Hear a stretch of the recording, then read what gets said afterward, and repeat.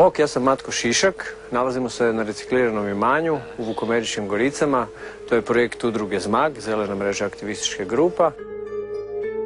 Kuća iza nas ovdje nije bila kad smo došli. Ta kuća je u stvari hibrid nekih novih saznanja ekološkog graditeljstva i tradicijske ruralne baštine.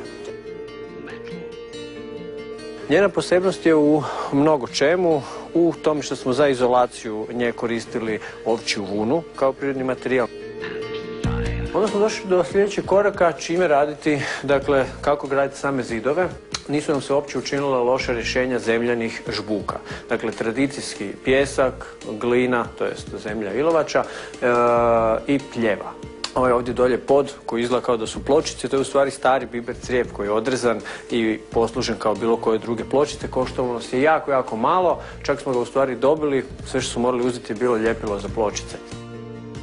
Sljedeća stvar koja je interesantna, to je ova ovdje masivna finska peć.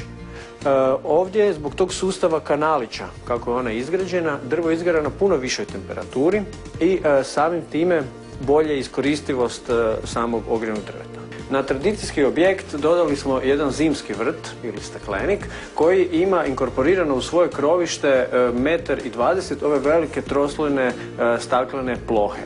Njena funkcija je da nisko zimsko sunce, koje dakle nema visoku putanju nego dosta nisko, da ga hvata i unosi u ovaj objekt koji je opet pun termalne mase koja tu toplinu upije i onda ju tokom noći lagano ispušta. Ovo je jedan ekstenzivni zeleni krov koji nas je koštao 3 puta manje nego da smo išli kupovati crijep. I jako dobro temperira u vrijeme ljetnih vrućina. Baš zbog te količine zemlje i tih biljaka koje su gore, to su uglavnom mesnati, sukulenti, biljke koje trebaju malo vode, pa i vodu akumuliraju svojim listovima. Dakle, zbog tog svega dobro temperiraju ti krovi i u stvari u ljetnim mjesecima stvaraju izolaciju dodatno.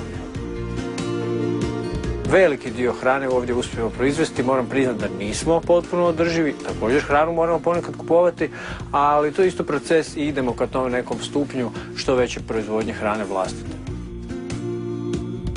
A što se energije tiče, imanje će biti energetski neovisno. To znači da nećemo uzimati struju iz mreže, nego smo korištenjem obnovljivih izvora energije sunca, kolektora i ove vjetrenjače koja trenutno štrajka, uspjeli postići to da nemamo nikakve račune, nego da imamo taj dobar osjećaj da u suradnji s prirodom možemo pokretati svoje veš mašine i aparatiće za grijanje.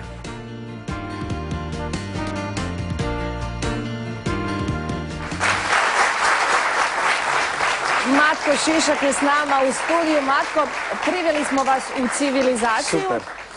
To je dakle reciklirano imanje, jedino su ljudi nereciklirani tamo. Da. Još nemate komposta. Koliko vas ima? Spominjali ste pljevu, ima li vas tamo ko pljeve ili? Pa nema nas ko pljeve, tu je isto tako 10-ak ljudi koji imaju namjeru kroz neki period kad se osiguramo neke uvjete preseliti se i doći trajno se nastaniti. Imamo puno prijatelja, puno simpatizera, volontera, ljudi iz drugih ekoloških udruga, organizacija koje nas dolaze, prate i pomažu nam u nekim fazama. Vi živite u Vukomeričkim Goricama? Da. Koliko dugo ste gore? Pa već 9 godina traje taj projekt, ali budući smo počeli kao klinci koji nisu imali puno ideje kako se skućiti, samo su imali tu želju, ajmo bris iz grada. Definirate to klinci, koliko ste? Ja sam imao 19 godina, 20 u stvari, kad sam imao tu silnu želju otići iz grada i živjeti više u skladu i bliže prirodi. Lijepo.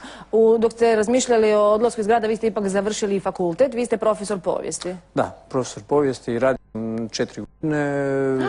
I radili ste, i prosvjeta je bila toliko strašna da ste otišli? Ne, odlično je prosvjeta i super su klinci, sve je bilo, nego jednostavno, to je ta neka nadgradnja. Tražio sam jednostavno put kako da da imam i radno mjesto na tom imanju. Ja trenutno radim na imanju kroz jedan projekt od Zaklade za razvoj civilnog društva.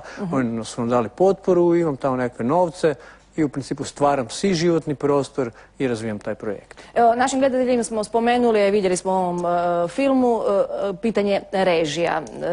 Jeste li sad još uvijek samodovoljni, jeste li već samodovoljni ili ste još uvijek na mreži? Da, Pa ovako, samodovoljni nećemo nikad biti, ne želimo. Biti samodovoljan, meni barem onak malo implicira nekakvu odvojenost, izolaciju i to, vuk, samotnjaštvo i te stvari. Je to neko super ponekad? Pa gle, to sve treba malo dobro. Vratimo se na ovo.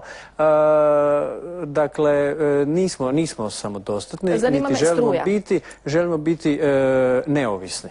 To je ta riječ. Dakle, općenito uzeli smo sve te nekakve klasične uzuse, norme, malo na propitivanje. Ok, zašto ja moram plaćati struju ako imam, ne znam, vjetar, sunce, biomasu i tako dalje? Dobro, ona vjetrenjača je bila u trenutku kad... Da, nije bilo vjetra. Nije bilo vjetra. Imate li neke onda akumulator ili nešto? Da. Dakle, radi se o tome da jednostavno smo išli vidjeti kako u suradnji s prirodom postići to da ne moramo davati nekakve novce u nekakve velike, ne znam, centre koji proizvode energiju, hranu i tako dalje. Dobro, dakle, struju imate vjetrenjače. Da. Kako se grijete? Dakle, to je, budući smo okruženi šumom, to je biomasa, to je dakle drvo. Pričao sam o tim učinkovitim pećima. To su ove finske peći. Uz to ne ide automatski, ne dobivate uz finsku peć i finsku saunu. Ne, ali može se sagraditi. Ne znam, još jednu stvar koju smo radili smo dosta na transportu od starog ulja, od uljane repice proizvodimo biodizelsko gorivo. Tako da u principu mogu reći da smo sveli troškove na minimum. I to je jedan veličanstven osjećaj. To kod vas reciklirano imanje jeste neki dugotrajan proces. Koliko bi sad, ne znam, jednom čovjeku trebalo novca, nekakvih početnih investicija da se upusti u tako nešto, da bi moglo živjeti? Pa ovako, novaca sigurno treba. Koja je naša ciljana skupina, ko su naši, ajmo reći, simpatizeri? Mladim ljudima od 20 do 30, ovisno o tome da li studiraju ili ne, uglavnom roditelji su... Pa i meni ste simpatični. Ali hoću reći hvala. Sam prekinula. Htio sam reći to da više manje puno mladih ljudi ima neku sreću da od roditelja dobiju bar neku potporu, financijsku, u tom putu osamostaljivanja. Jel? Pa koliko ja vidim većina, barem nešto, ako ništa drugo, tatinu snažnu ruku da nešto konkretno napravi. Pa jednostavno puno ljudi u gradu si ne može s tim malim sredstvima riješiti takve te probleme i onda smo jednostavno skužili da je naša okolica Zagreba i općenito svi ti, dakle sva ta ruralna područja da nude pregršt povoljnijih stvari, interesantnih. Znači, samo da budemo konkretnije, neko traži stambeni prostor bez, ne znam, 100.000 eura ili 80.000 eura, može si kupiti nešto jako malo, ne znam gdje. Da, to sam upravo htio reći. Ti već sa, ne znam, po 5-6 puta manjim svotama možeš doći do kvalitetnog stambenog prostora. Do neke stare kuće, jel? Do neke stare kuće, starog imanja ili parcele, građevinske parcele, pa onda ideš u neki oblik ekološkog graditeljstva ili tako neke stvari, uglavnom koje su jeftinije, dostupnije i ekološke. Evo, spominjali smo i sa Gordonom i sa Macom radnike. Imali ste vi radnike, stručnjake koji vam je gradio? Pa imali smo neke pokušaje s radnicima koji su završavali prekrasno. Uglavnom sve radimo sami. Zato to tako dugo traje, jel? Da, zato to dugo traje. Mi imamo, dakle, stvar jednu radimo barem 2, a neke i 3 puta. Dakle, šta? Svi smo bili visoko obrazovani, to jest još uvijek smo, i svi smo nekakva gradska djeca bili. I u principu pojedini ljudi su postali sad stručnjaci za obnovljive izvore energije.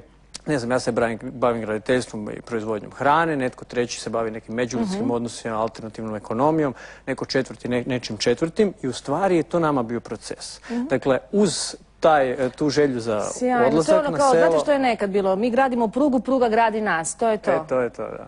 Pa to je, na neki način. Na neki način je, kažem, opekli smo se s majstorima, ili su tražili previše, ili su radili ono što nije nas zadovoljavalo i onda smo sami krenuli ta jednostavno vještine i ta znanja sticati. 2 su načina, stari ljudi koji imaju već jako puno znanja, dakle nekakve tradicijske vještine, internet i razne radionice, edukacije po koje smo išli ciljano čak van.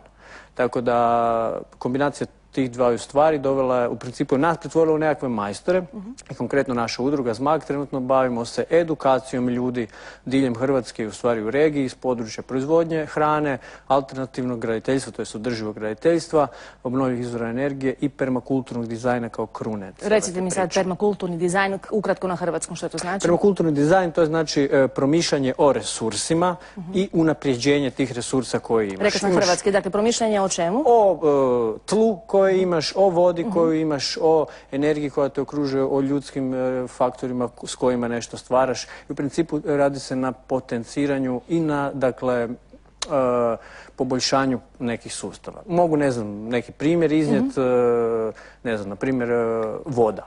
U nekim područjima ljudi si ne mogu, nema, ne znam, ovih sustava za vodu, nema, dakle, vodovoda, treba, ne znam, ljudi mogu doći do vode kopajući bunare. Ok, bunare kopaju, ali možda nemaju dovoljno, ne znam, vode niti u tim bunarima, onda se, na primjer, pristupa tome da se skupljaju oborinske vode. Na primjer, za poljoprivredu, za neke stvari i tako dalje. Dakle, ono što ja tvrdim i što mislim, resursa za život imamo i više nego što vam treba. Samo ih trebamo znati sustaviti i organizirati. Dakle, vi niste neki odmetnici, niste se odrekli civilizacijskih postignuća, ali koristite sve ono što nas okruži na jedan ekološki prihvatljiv način. Da, trudimo se. U grad volimo otići, veseliti se, zabavljati se, radovati se, tulumariti. Ozbiljno baciti koju plastičnu čašu u zrak. Pa može to, dok nije kod mene na selu. Koliko vas je? Vi tamo živite i... Trenutno je 3 ljudi tamo. Niste usamljeni? Ne, blizu smo Imate grada. televizor? Nemamo televizor, imamo TV karticu na kompu. TV karticu na kompu i onda gledate 8. kat. Da, evo. Od sad ćemo gledati svaki. Matko, hvala vam što ste došli. S obzirom da ste i poljoprivrednik, što vas sad čeka u ovom zimskom periodu? Pa evo, posadili smo luk.